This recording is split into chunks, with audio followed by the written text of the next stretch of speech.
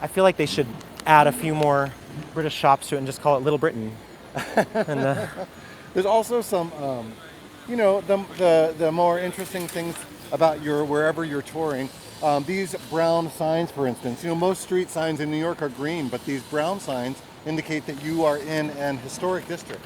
And usually on the sign it says what historic district you are in. So therefore at the top it says the Greenwich Village Historic District right there on the sign. If you're ever wondering why the street signs are a different color, it's because you're probably in an historic district. now we're going to backtrack a little bit, and we're going to show you a couple more buildings that we like in this area. Before we get to those, we'll go back to a little bit of Guiding Academy business. So when it is go time, we introduce ourselves yet again. And as we said at the top of our Guide Academy today, we like to say the local time and temperature. We do both Fahrenheit and Celsius.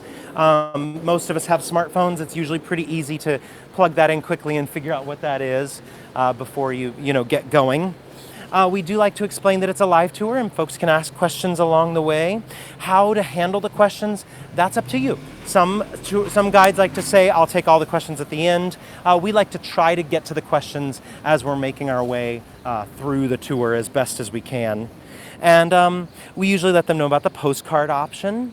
And some guides like to say, I'm going to give you this postcard picture along the way and mention it's a postcard time.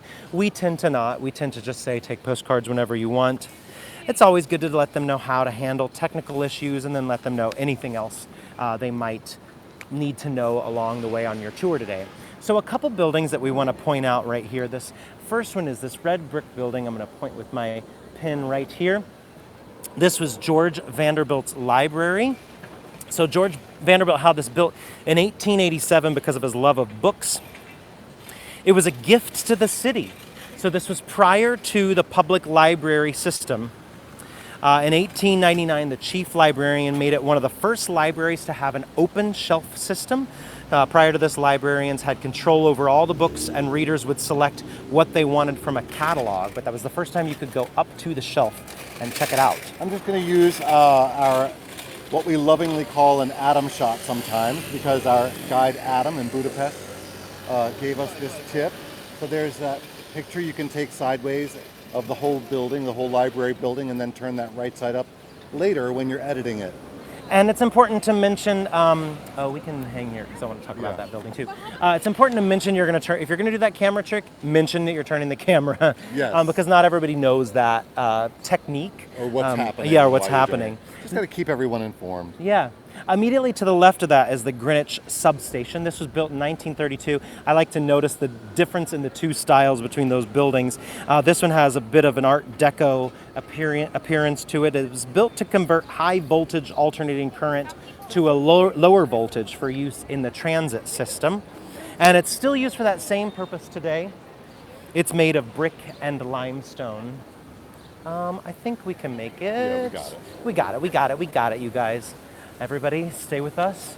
All Voyagers, stay close at hand. Yeah, thanks, Cam. We really think it's just about keeping everyone informed.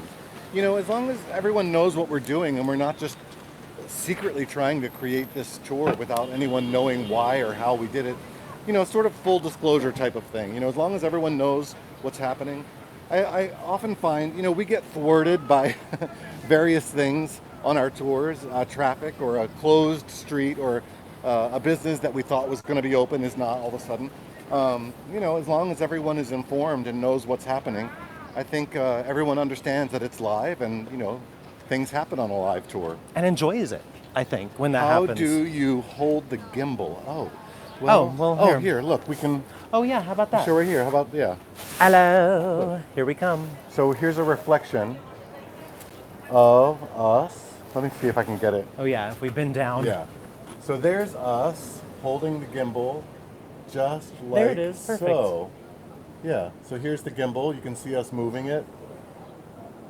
I'm also going to post a picture. Yeah, there's also a picture in the chat. Us holding the gimbal. So yeah. It's usually held straight out front. And then as far as the gimbal goes and pictures, we have found, and just by trial and error, so if there are any guides that might be new, the slower you can pan with the shot, the better. As slow as you think you're going, probably slow down a little more. There are two questions back to back that sort of deal with each other.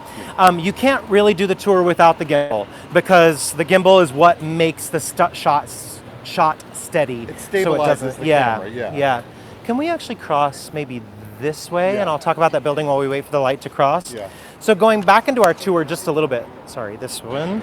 This is the New York County National Bank building. We're going to talk about two banks back to back. This was completed in 1907 by DeLemos and Cords, who also did Macy's in 1902. It's made of brick and marble. It's in the neoclassical style, New York City landmark. It ceased being a bank in the 1990s. It's been a theater, a gym, a spa, and now it's the Museum of Illusions. Fascinating. It's actually a very Instagram hot spot. Folks like to go in there and take their pictures with Instagram, or for Instagram. Now this bank building you're seeing right here, that's now a CVS. This opened in 1897 as the New York Savings Bank. It was designed by Robert Henderson Robertson. Yes, you heard that name right.